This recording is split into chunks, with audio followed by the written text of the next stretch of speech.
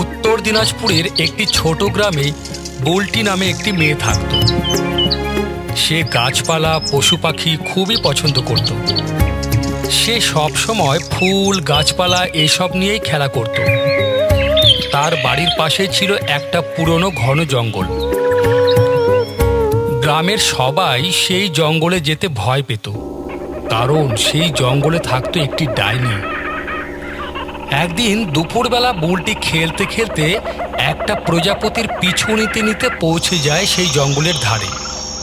এই মা, আমি তো জঙ্গলের কাছাকাছি চলে এসেছি। তারপরে সে একটি ফুল গাছ দেখতে পায়।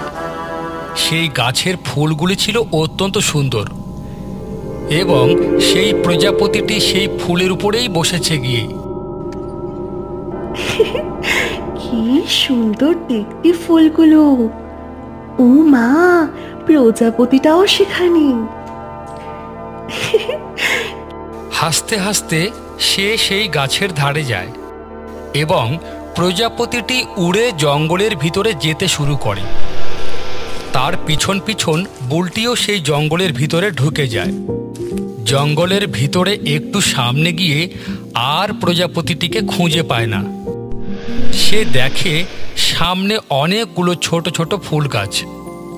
সেই ফুল গাছগুলোর পাশে গিয়ে সে দেখল প্রজাপতিটি কোথাও নেই। তখন একটি ফুল, কাকে খুঁজছো তুমি? কে কে কে তুমি? আমি ফুল। আমিও এক সময় তোমাদের মতোই মানুষ ছিলাম। কি করে তুমি ফুল হলে? এই জঙ্গলের ডাইনি আমাকে ফুল বানিয়ে দিয়েছে। কেন? সে মানুষকে যতই গাছ বানাবে তার শক্তি ততই বেড়ে যাবে। তুমি কিন্তু সাবধানে থেকো, সে তোমাকে দেখলেই তোমাকেও গাছ বানিয়ে দেবে। সে ভীষণ রাগী, তার আসার সময় হয়ে গেছে। তুমি লুকিয়ে পড়ো। সামনে ওই দিকে যে বড় গাছটি দেখতে পাচ্ছ, তার মধ্যে একটি কোটর আছে। সেখানে তুমি ঢুকে পড়ো। সেও আমাদের মতো। ঠিক আছে বন্ধু গাছ, আমি যাচ্ছি।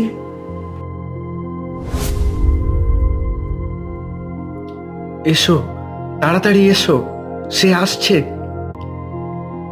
তখন বুলটি সেই গাছের কোটরে ঢুকে যায় আর ডাইনি সেই গাছের সামনে দিয়েই হেঁটে যায়।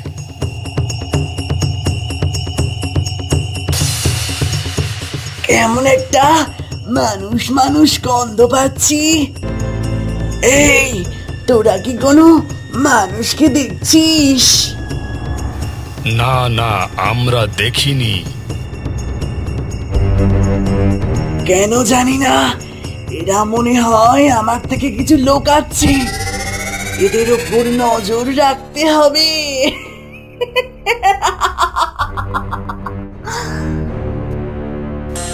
এই বলে ডাইনি চলে যায়।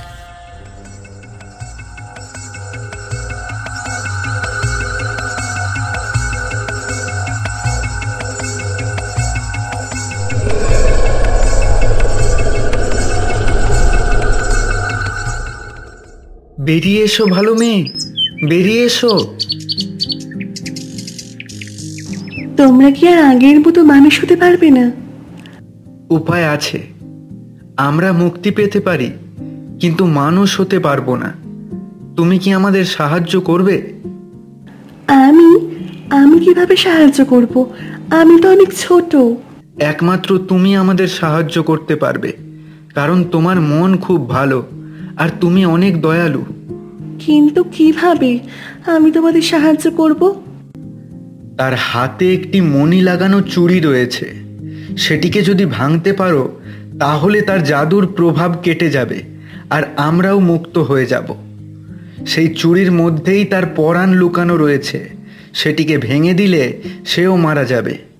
কিন্তু ছুরিটি তো সে সব সময় নিয়ে বেড়ায়, আমি কি করে সেটাকে ভাঙতে পারবো? সে দুপুরবেলা ঘুমায়, সেই টাইমেই একমাত্র চুড়িটি ভাঙা সম্ভব। ঠিক আছে, তাহলে আমি আজই দুপুরবেলা গিয়ে সেই ছুরিটিকে ভেঙে ফেলবো। কিন্তু সাবধান বন্ধু, সে যদি জেগে যায় তাহলে তোমাকেও গাছ বানিয়ে ফেলবে। তুমি চিন্তা করো না, আমার কিচ্ছু হবে না। দেখবে আমি ঠিক ফিরে আসবো। সে কোথায় থাকে? পূর্ব দিকের সেই পাহাড়ের গুহায়। গুহার সামনে তুমি দেখতে পাবে বিভিন্ন ধরনের ফুল গাছ খুব সুন্দরভাবে সাজানো। মনোমুগ্ধকর একটি জায়গা, কিন্তু সেগুলো ফুল নয়, সেগুলো মানুষ ছিল।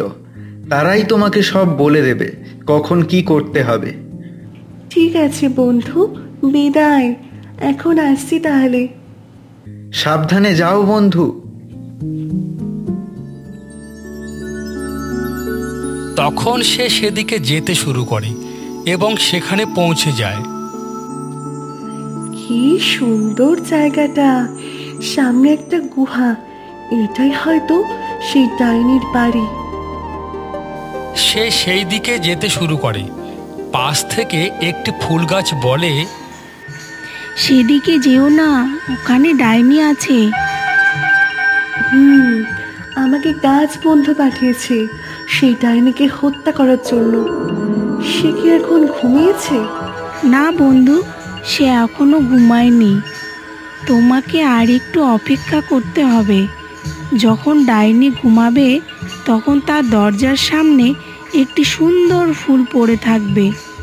ঠিক আছে বন্ধু, তাহলে আমি দরজার কাছাকাছি গিয়ে থাকি। কিন্তু সাবধান বন্ধু, সে কিন্তু মানুষের গন্ধ অনুভব করতে পারে। তুমি চিন্তা করো না বন্ধু, আমি অনেক দূর থেকেই দরজার উপর নজর রাখবো। ঠিক আছে বন্ধু, সাবধানে যেও। তারপর সে গুহার কাছে একটি গাছের আড়ালে লুকিয়ে দেখতে থাকে কখন সেই ফুলটি পড়ছে। তারপর সে দেখল একটি খুব সুন্দর ফুল উপর থেকে নিচে পড়ে গেল। ধীরে ধীরে গুহার ভিতরে প্রবেশ করল। সে তখন ভিতরে দেখল ছুরিটিকে তার একদম পাশে রেখে ঘুমিয়েছে। এই তো ছুরিটা। যাই, এবার এটাকে ভেঙে ফেলি। সে একটু এগিয়ে যেতেই একটা টেবিলে ধাক্কা লেগে একটি বাটি পড়ে যায়। শব্দে ডাইনির ঘুম ভেঙে যায়। আমি তখনই বুঝেছিলাম যে কোনো মানুষ এই জঙ্গলে প্রবেশ করেছে। বুলটি অনেক ভয় পেয়ে যায়। তখন ডাইনি তার ছুরিটি দিয়ে একটি জাদু করে তার দিকে ছুঁড়ে দেয়। বুলটি পাশে থাকা একটি আয়না হাতে তুলে নেয়। সেই জাদু আয়নায় প্রতিফলিত হয়ে তারই উপরে গিয়ে লাগে।